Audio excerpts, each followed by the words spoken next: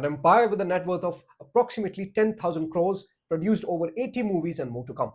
A family that shaped Hindi films and culture, generations that impacted the globe, and brands that created mega brands. तो ऐसा क्या हुआ कि of late YRF की action film से audiences उम्मीदें छोड़ बैठी? सॉरी टू कंपेयर, लेकिन हमें यह कहना पड़ेगा कि धुरंधर के बाद हमें तीन चीजों की क्लैरिटी मिलती है। नंबर वन, इंडियन क्रिएटर्स के अंदर स्किल्स है, सबके अंदर नहीं है, कुछ के अंदर है। Number two, Indian audience is willing to pay even higher prices, बशर्ते आपकी फिल्म उस लायक हो। तीसरा और सबसे ज्यादा जरूरी पॉइंट कि स्क्रिप्ट और रिक्वायर्ड एक्टिंग स्किल्स या फिर एफर्ट्स को हल्के में नहीं लिया जा सकता। So I'm going to talk about how YRF should plan further, specifically their action films, in order to give Indian audiences the cinema that it deserves. I will explain simple solutions about these films. Dhoom, Badmaash company, Ek Tha tiger या फिर spy universe, Mardaani, detective, Byomkesh Bakshi.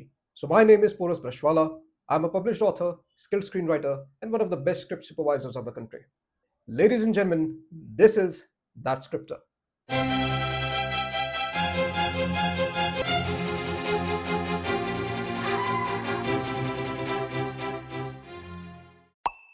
तुम बहुत lucky हो राहुल, उस गाड़ी में तुम भी हो सकते थे। What? एक रेडर के पास ऐसी गाड़ी। हम चोर हैं, धुएं की तरह हवा में गायब हो जाते हैं। जिस दिन पुलिस को आग दिख गई, इट्स ऑल ओवर। मेरे रूल्स कोई नहीं तोड़ सकता, मैं भी नहीं।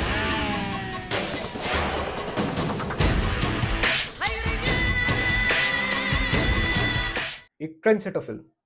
इसका फर्स्ट पार्ट के स्टोरी का क्रेडिट जाता है आदित्य चोपड़ा जी को, स्क्रीन प्ले का क्रेडिट जाता है विजय कृष्ण आचार्य जी को, जो धूम 3 के अंदर डायरेक्टर भी थे, और धूम पार्ट 1 और पार्ट 2 के डायरेक्टर थे Sanjay Gadhvi ji. Unfortunately he is no more with us. अब ब्रेक डाउन करते हैं कि एग्जैक्टली धूम 1 थी किस बारे में। Bikes plus robberies. एक बात यहाँ बहुत ध्यान देने वाली है कि धूम 1 के अंदर बाइक जो थी वो एलिमेंट नहीं था, it was a character. Bike जब भी स्क्रीन पर आती थी तो लोगों के अंदर एक एड्रेनलिन रश पैदा हो जाता था और सबको पता था कि कुछ ना कुछ तगड़ा होने वाला है। यहाँ तक कि लड़कियों को भी पता चल गया था कि हायाबुसा नाम की कोई बाइक भी होती है। अब आते हैं पार्ट 2 पर। धूम पार्ट 2 एक्चुअली एक बहुत कूल मूवी थी और बहुत ज्यादा सक्सेसफुल भी थी, और इसके डायरेक्टर वही थे जिन्होंने धूम 1 बनाई। लेकिन इसके अंदर एक थोड़ा सा प्रॉब्लम क्रिएट हुआ। वो ये हुआ कि जहां धूम 1 के अंदर बाइक के कैरेक्टर थी, धूम 2 के अंदर बाइक कैरेक्टर नहीं रह गई, वो एक एलिमेंट बन गई, वो एक बैक सीट पे चली गई। हालांकि बहुत कूल रॉबरीज थी जिसकी वजह से धूम 2 सबको अच्छी लगी। अब आते हैं धूम 3 के ऊपर। धूम 1 के अंदर बाइक और रॉबरीज हो रही थी, धूम 2 के अंदर सिर्फ रॉबरीज हो रही थी लेकिन बहुत कूल थी। लेकिन Dhoom 3 was all about Aamir Khan's perfectionism.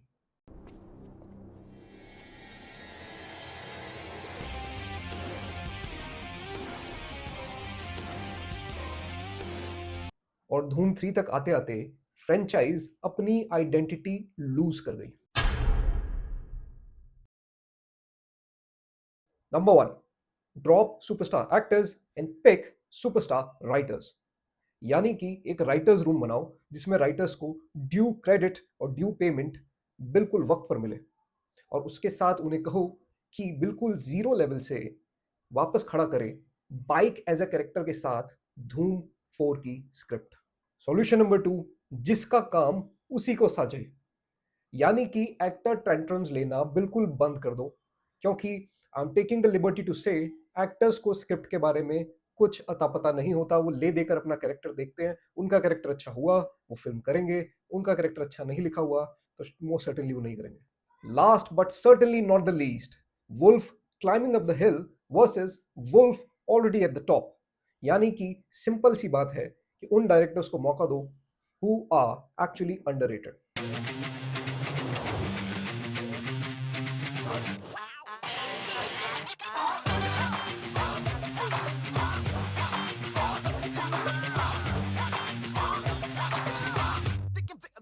वायरफ की डिजास्टर्स मिस्टेक थी इस जॉनरा को छोड़ना। खुद सोच के देखो, स्पेशल 26, आंखें, ऐसी फिल्में दोबारा बनी ही नहीं, मतलब इनका पार्ट 2 कभी आया ही नहीं और मुझे लगता है आने भी नहीं वाला। अब ऐसे में हाइस्ट जॉनरा के वॉइड को फिल करना चाहिए बदमाश कंपनी पार्ट 2 को।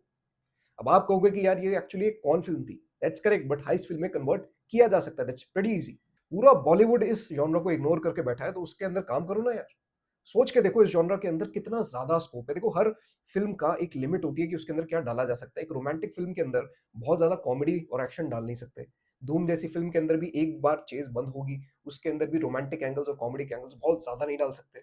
लेकिन एक हाइस्ट फ़िल्म के अंदर मल्टीपल कैरेक्टर्स होते हैं और इनके अंदर बहुत पोटेंशियल होता है अलग-अलग कहानियाँ, अलग-अलग टाइप की चीज़ें, अलग-अलग एलिमेंट्स लेकर आने का। तो एक्चुअली इससे ज़्यादा फ्लेक्सिबल जॉनरा एक्सिस्ट ही नहीं करता, वो भी एक चेज़ के साथ।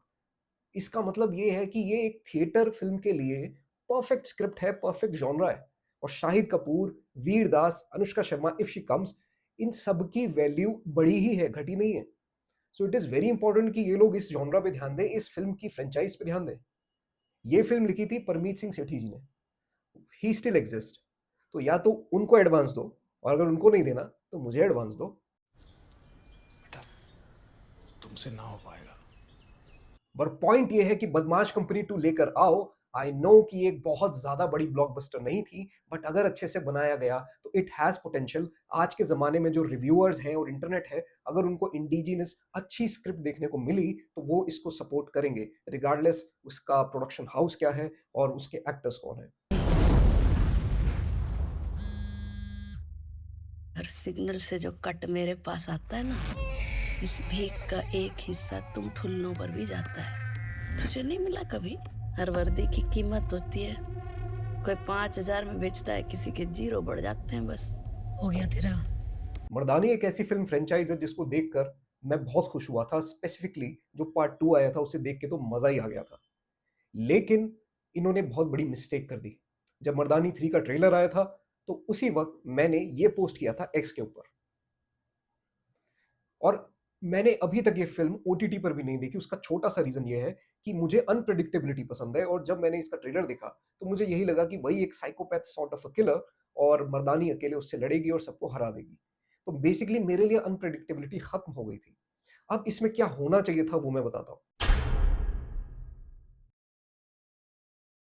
सॉल्यूशन नंबर 1, मर्दानी कॉप यूनिवर्स। देखो, सिंघम और दबंग के बीच का डिफरेंस समझो। दबंग सेम ऐसा ही होता था, हर बार एक विलन आएगा, उसके सामने सलमान खान होंगे, लड़ेंगे, सॉल्व कर देंगे, और इसकी वजह से वो फिल्म की फ्रेंचाइज जो है एक तो प्रेडिक्टेबल होती गई, और दूसरा फिल्म के मेकर्स के ऊपर एक बोझ आ जाता है कि पिछली बारी से बड़ा क्या करें।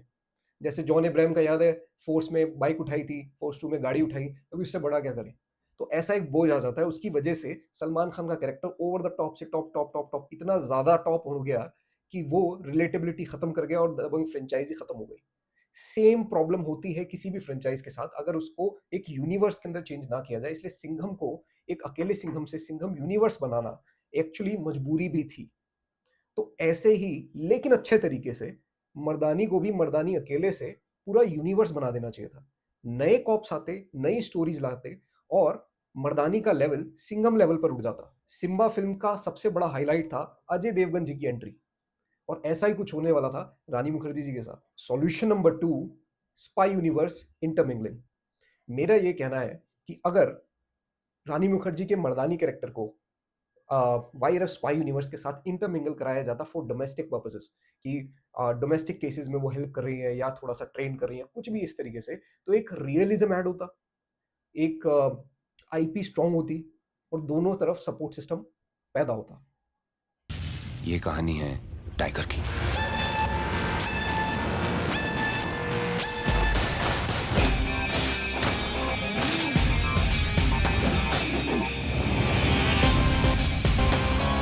देखो, किसी भी फिल्म को दूसरी फिल्म से कंपेयर करना गलत है, लेकिन एग्जाम्पल समझाने के लिए मुझे यहाँ पे कंपैरिजंस करने पड़ेंगे, स्पेशली धुरंधर से।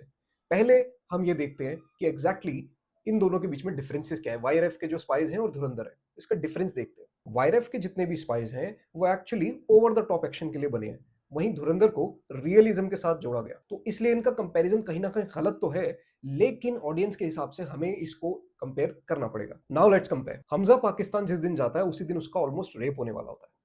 क्या ये हम वाईआरएफ के यूनिवर्स में सोच सकते हैं? नहीं सोच सकते। मैं एग्जैक्टली ये नहीं कह रहा हूं कि ये करना ही करना है, लेकिन इसका पॉइंट मेरा ये है बोलने का कि वल्नरेबिलिटी हमें देखने को नहीं मिलती। सोच के देखो, स्पाइडरमैन इतना ज्यादा रिलेटेबल है और सुपरमैन आपके लिए रिलेटेबल नहीं है, क्योंकि आपको पता है सुपरमैन आ गया तो वो सबको पीट देगा, बात खत्म हो जाएगी। लेकिन स्पाइडरमैन के साथ ऐसा नहीं है, बैटमैन के साथ ऐसा नहीं है। वो हारेंगे, गिरेंगे, फिर उठेंगे, इसलिए आपको उनकी जर्नी के साथ जो है आप रिलेट कर जाते हैं।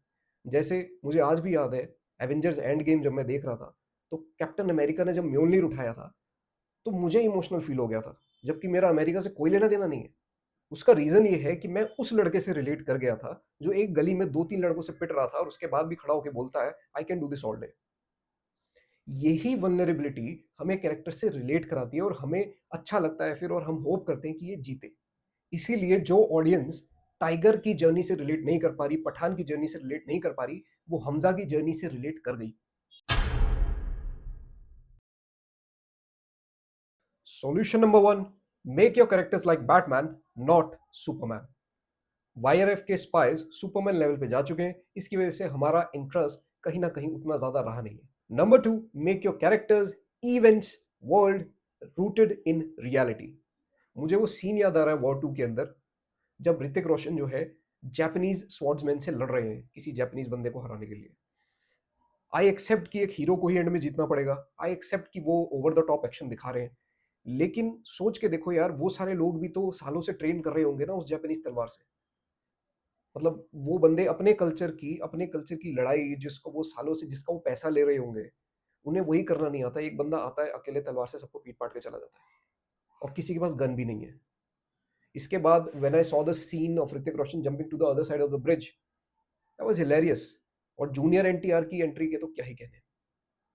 सो एक्चुअली हमें ओवर द टॉप एक्शन चाहिए था, the Hollywood level, James Bond level. You gave us धामू level. Number 3, use directors like mister Kabir Khan but with some sort of a due. जैसे कि राजकुमार हिरानी सर और विदु विनोद चोपड़ा सर जब साथ में आते हैं तो थ्री इडियट्स बनाते हैं, जो कि स्क्रीन प्ले का भी एक मास्टर क्लास है, और एंगेजिंग तो इतना है कि क्या ही कहने। बट जब ये दोनों अलग हो जाते हैं तो राजकुमार सर बनाते हैं डंकी, जो कि रिलेटेबिलिटी लूज कर देती है, और विदु विनोद चोपड़ा सर बनाते हैं 12 फेल, जिसके अंदर ह्यूमर का स्कोप नहीं है। तो इसलिए कबीर खान जैसे डायरेक्टर्स को यूज करिए विद सम पीपल जिन्हें ऑडियंस के बारे में अच्छे से पता हो, और वो कहीं यूट्यूब पर स्क्रिप्ट सुपरविजन की वीडियो बना रहे हो। तू समझा? हाँ। नहीं, तू समझा नहीं। जैसे हाइस्ट जॉनरा के अंदर इंडिया में बॉलीवुड में सूखा पड़ा हुआ है ना, वैसा ही सूखा पड़ा हुआ है डिटेक्टिव सीरीज के अंदर। खुद सोच के देखो कि अगर हम फिल्मों की बात करें तो लास्ट इंडियन डिटेक्टिव की ऐसी कौन सी फिल्म दिखी थी? कमेंट्स में बता देना, मुझे भी पता है कुछ नहीं होगा। वाईआरएफ ने इस सूखे के ऊपर पानी तो डाला था सालों पहले, ब्योमकेश बख्शी बनाकर, लेकिन सुशांत सिंह की डेथ के बाद वहां पर भी प्रॉब्लम्स क्रिएट हो गई और वो फ्रेंचाइज आई गेस बंद हो चुकी है। बट मेरे पास सॉल्यूशन है। सॉल्यूशन नंबर 1, विकी कौशल और अली फजल जैसे एक्टर्स को लेकर रीवैम्प करो ब्योमकेश बख्शी को। सॉल्यूशन नंबर 2, मेरे जैसे किसी अच्छे स्क्रिप्ट सुपरवाइजर को बुलाकर ये पूछो कि एग्जैक्टली इसमें से हटाना क्या है, क्योंकि जो आपका ब्योमकेश बख्शी का एड का कैरेक्टर जिसने किया था वो एग्जैक्टली कॉपी लग रहा था शेरलॉक होम्स के एड के कैरेक्टर से। तो हमें चीजें हटानी क्या है वो देखनी पड़ेंगी, जोड़ने को तो बहुत कुछ अपने पास है। Trust me, India is ready for stories that are beyond simple. The time is ripe.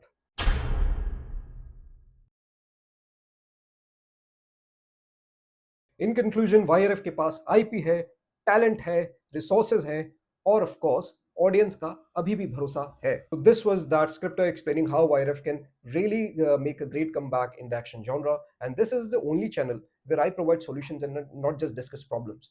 So I do screenplay breakdowns, I recommend films, books, and a lot more stuff.